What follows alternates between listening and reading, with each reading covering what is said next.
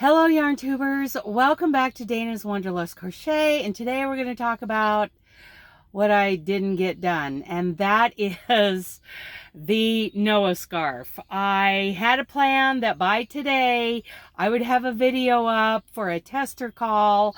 I didn't get that done. So, because I haven't actually completed the scarf.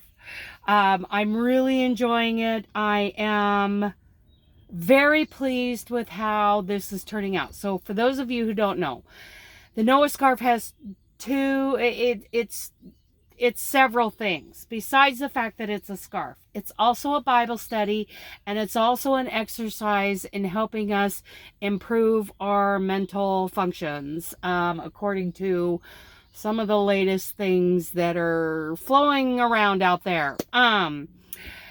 First of all, let's talk about the Bible study. The Bible study part of it is you're going to go through chapters 1 through 9 3 times, and I'm almost done with part 3. Part 1, when you do your stitches, well, here's how it works. You sit down, you do your foundation row of single crochet, just one row. And then this chapter 1, chapter 2, chapter 3, and so on. And so you get the foundation row done. And then when you're ready to start the 4-row repeat, which is 2 rows of this long wave and 2 rows of this single crochet, you pray, you read Genesis chapter 1, and then you do the 4-row repeat. In the first time through all these chapters 1 through 9, you're going to be counting 1, 2, 3, 1, 2, 3 as you work your stitches. There's a reason for that. First of all, it's to help our concentration. Are you guys, finding it hard to concentrate or stay on task, or, all those kinds of things? I have found myself having trouble to stay on task, and that is considered widely accepted now that that is a symptom of living in the 21st century. And I'm not going to go down that rabbit hole with you guys today. So the first time through, you just count, because you can count in 3s for this stitch repeat. So you do your 4-row repeat for chapter 1, and then chapter 2, and you go on that way.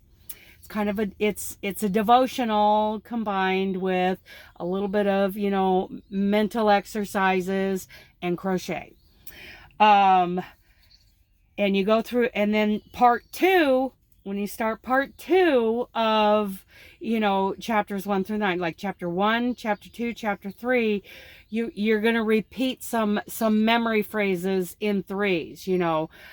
Memory phrase 1, memory phrase 2, memory phrase 3, and then you repeat them again as you crochet. And I am finding this to really be making a difference, because by the time I'm now on my part 3, it's just doing the stitches without counting, just doing them kind of by muscle memory, by, it's in there now, and instead of trying to concentrate on which stitch I'm on, I'm getting better at concentrating on what I just read, and the thought prompt that I've put in the Noah scarf pattern. And I have had several people that I consider very knowledgeable to kind of give me their stamp of approval on the Bible study part of it. It doesn't go too deep into those 9 chapters. It is, it's kind of, surface level kind of memory stuff. And I do know that doing this, I have learned a tremendous amount. I've read it. I've read Genesis many times, but now I have a greater understanding. And then what will happen after getting done with part 3 of chapters 1 through 9, then you're prompted to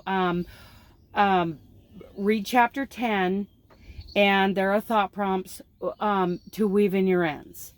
And then to read chapter 11, because chapter 11 is, you know, 1 through 11 is actually considered the first section of the Bible. So chapter 11 will be about going around and doing your border while considering chapter 11. So that's what the Noah scarf is all about. And I'm so looking forward to calling for testers. Now, if you want to get a sneak peek and see the Google Doc that I've been working on, it still isn't quite polished for chapters 10 and 11 yet, but what I have so far for the Noah scarf, you know, my testing is done through Discord. So there's a link in the description box for my Discord group channel. What do we call it? Anyway, for my Discord. And that is where I will be giving the tester call in the next couple of weeks. Let's hope in the next couple of weeks that tester call video is going to go up. But if you want to get a sneak peek, even if you're not wanting to do this test and you kind of want to see what's going on, maybe you've never tested before, for future tests, you can really just be a part of that community. It's turned out to be such a great group of crocheters in there, and I have really enjoyed them, and they've been wonderful, you know, doing these silly little tests that I've done working up to this. So that link is in the description box. Now, just as I wrap up this video and put the Noah scarf away, I want to tell you about an online meeting I had the other day with a couple of ladies out of Boise, Idaho. We discussed, we came up with a game plan for the Pacific Northwest Yarny Social, which I am going to make a phone call today to secure the venue. Same venue as last year, the La Quinta Inn, Boise Town Center. I'm shooting for October 3rd through the 5th. If needed, I'll do it the next weekend. So, yes, I'm very excited. We have a real game plan this year. Last year, I just kind of did it by the, well, not last year. The first year, I did it kind of by the seat of my pants. Thankfully, I had Carrie Lawton. We know her as Jettin1 here in YouTube. She was amazing as a co-host last year, and she's here with me again this year. And also Lee Turner, who is a knitter, not a crocheter, but she puts on a very elaborate kind of retreat for knitters in northern Idaho every year, and she has much more experience at this, and she was willing to sit and have a conversation, you know, a three-way conversation video meeting.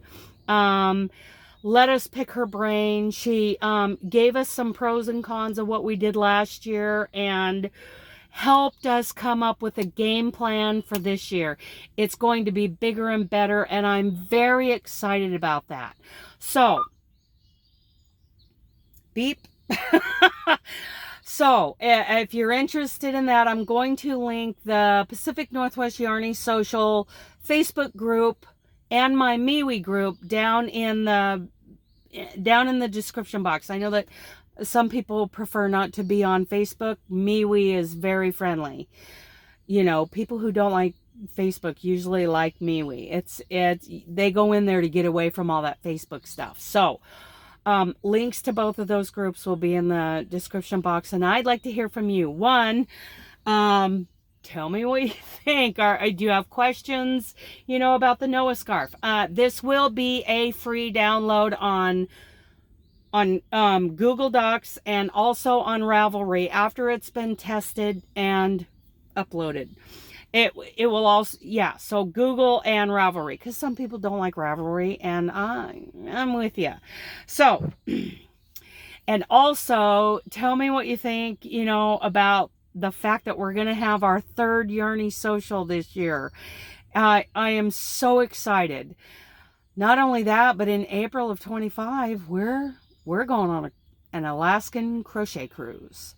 So there'll be more information about that. The very next thing going on with this channel and with Robin and anybody else who wants to be a part of February, we are really going to start talking about the spring square swap, and all those details will be shared with you guys. And then on March 1st, I'll start putting those groups together. It will be run very similar to the Rad Girls Christmas swap. There'll be groups of 12 instead of 10. Anyway, more details coming later on that. So please, I want to hear from you in the comments, okay? Okay, I love you guys. Bye.